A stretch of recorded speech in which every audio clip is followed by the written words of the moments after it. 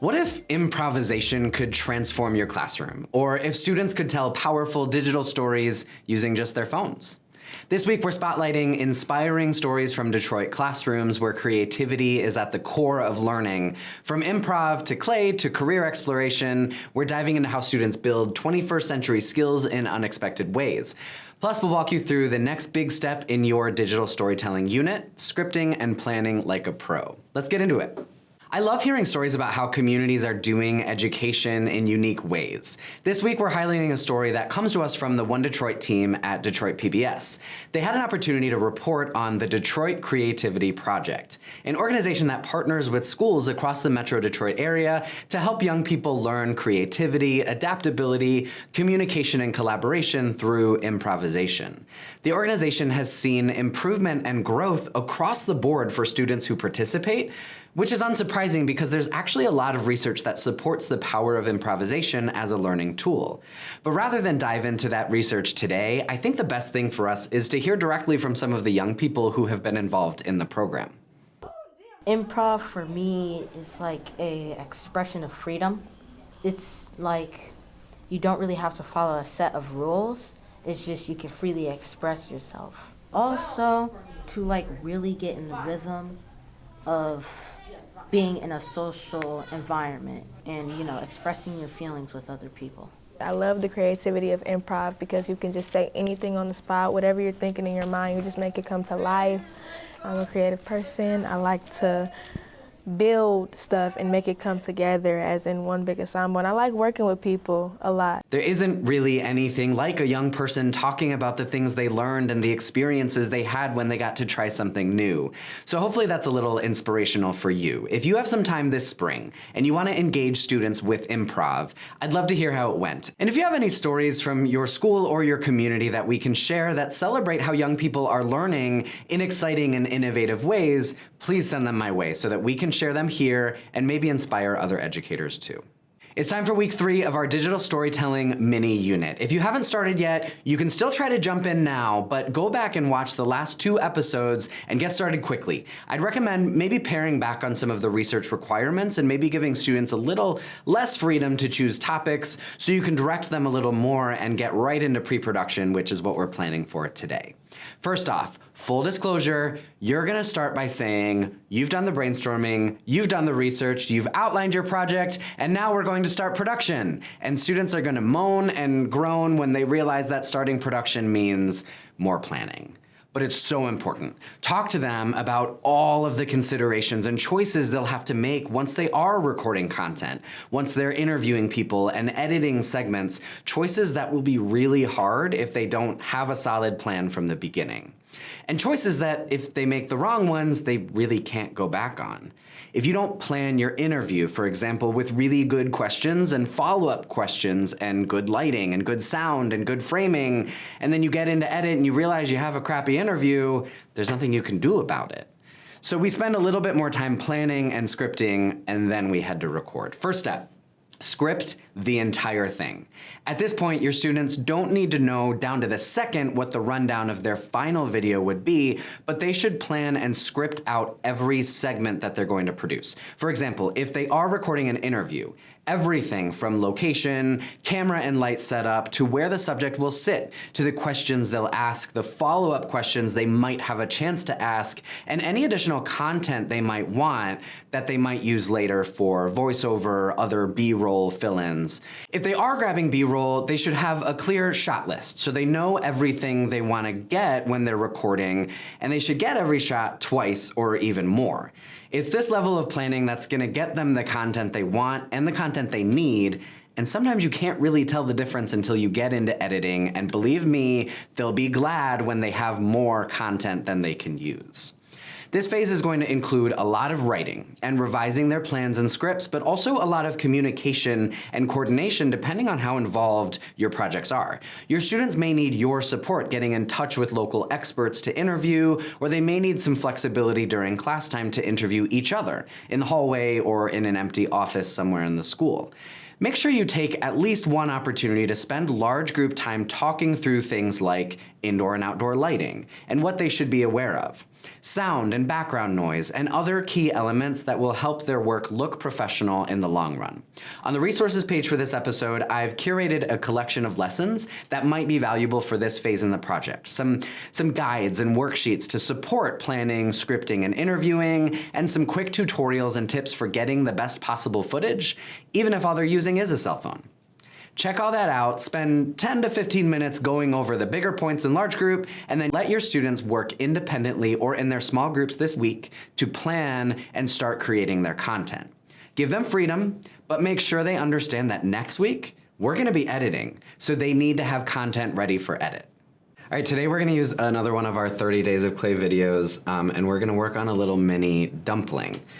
These videos are some of my favorites from the Ann Arbor District Library. They produced them a few years ago for use at home and in school, so it's something you can send home with students. It's something you can use during the school day. Really easy to follow along with. They only take a little bit of materials, a little bit of clay, and I've said this before, I love this as like a brain break, a mindfulness moment. Our friends at Impact sometimes talk about brain primers because there's a lot of research around movement and using your hands to do things that, even though it might feel like a break, it's actually getting you ready for more learning and more activity, which I think is really, really cool. So it looks like we're taking our, oops, I ripped mine. I also love this one in particular. Obviously, it's Asian American and Pacific Islander Heritage Month, and the dumpling as a food product is really important, really significant in a number of Asian cultures. And so this could be a cool opportunity just to have an informal conversation with students about a type of food that they may know a lot about, they may know a little bit about, but I always love talking about food with young people because it can bring us together and we can share experiences that we've had around food, we can ask questions that help to disarm conversations around culture, around identity. I don't have the little toothpick, so I'm just gonna use my fingernail and kind of make some indentations here. I also love the dumpling in particular because it's something that also exists outside of Asian cultures and Asian American cultures and Pacific cultures. We have the empanada in Latin America. We have, the samosa in South Asia.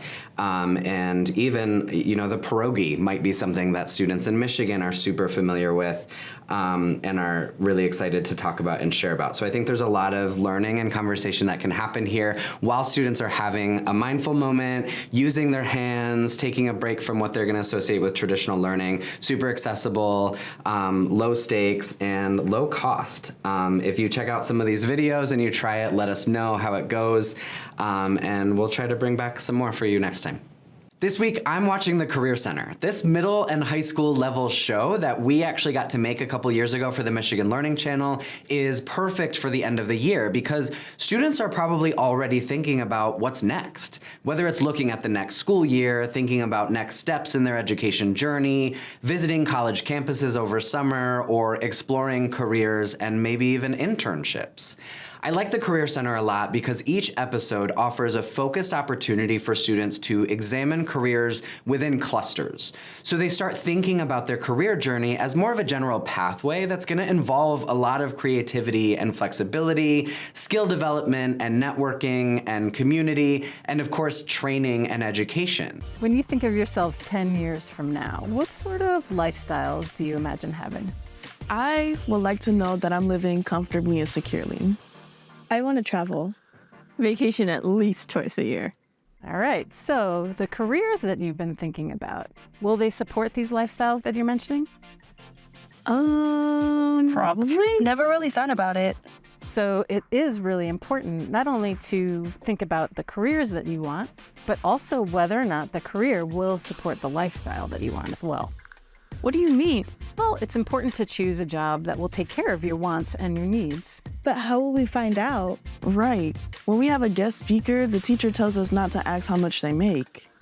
There are actually resources available that can give you that information. One of them is called the Occupational Outlook Handbook, and it's by the U.S. Bureau of Labor Statistics. The episodes are led by young people who speak with real people from all around the state who have all had different journeys and experiences that led them to their careers. I also particularly love the 21st Century Skills segments taught by Ms. Pisani that help students understand the importance of skills like communication, digital literacy, leadership, and more. You know those moments when you are just so excited about something and you can't wait to share it with others? What do? Text it? Post something on social media? Email? Maybe record a video? Call someone on the phone? Is that still a thing? Each of these represents some form of communication.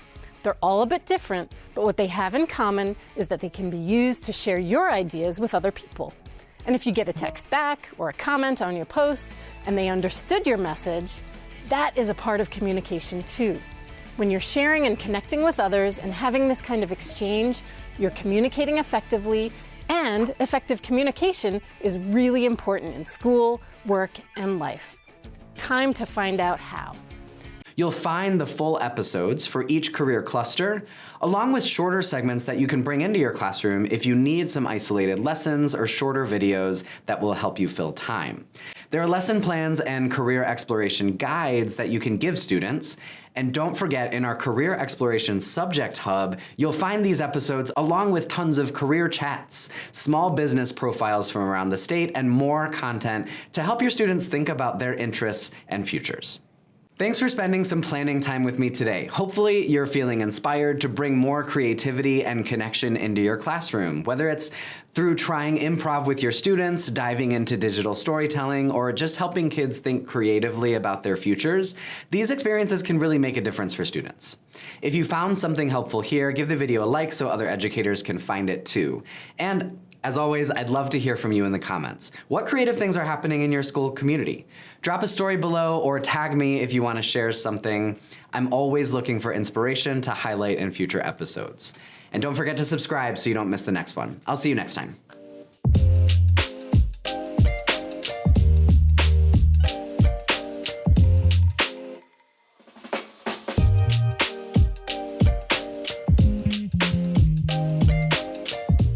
This program is made possible in part by the state of Michigan and by